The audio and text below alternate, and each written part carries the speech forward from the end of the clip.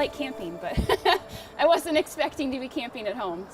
11 days after the storm hit, many residents remain without power. That includes a Springfield woman who is now adapting to life in the dark.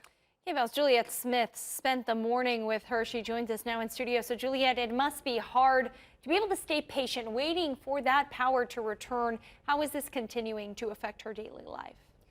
Well, it's been hard for her to stay patient, but she is hopeful that power will return soon. Basic things like making coffee or just taking a shower are a few of the many daily activities she misses most. You know, we kept thinking like, okay, tomorrow we'll have power, or we'll come back and we'll have power, and it's just so frustrating. The residents of this Springfield home have been without power for 11 days. They say their routine has been forced to completely change. Normally, you know, you'd come in, you'd fill it up. Now she's relying on instant coffee. Yeah, just filling this up. And grateful for the resources they do have.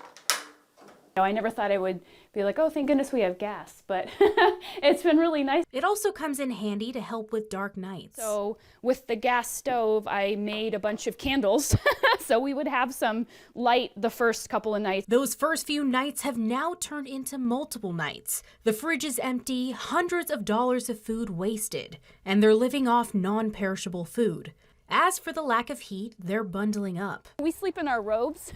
So we put on all our pajamas and we put on our thick socks and maybe another pair of socks. Those couple of nights where it was really cold, you know, you just had your nose out so you could breathe. And it's not just Sarah and her husband who have been suffering. What, Mama? We actually brought him in the house. We don't usually do that, but it was like all the ice and then 20 degrees. They're in part why she and her husband aren't going to a hotel. As for restoration, we are aware of the outage and we're aware of that neighborhood.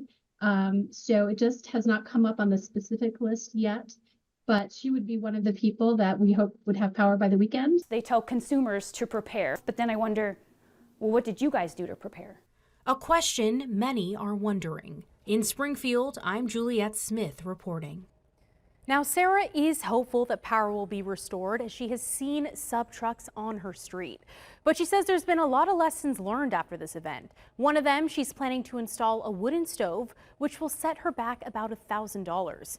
Now, we previously reported that you can fill out an assessment form through the sub damages, but we want to clarify that for food loss, home, auto damage, or other claims related to the storm, residents should start with their home or renter's insurance and auto insurance providers. The Lane County damage assessment form is separate.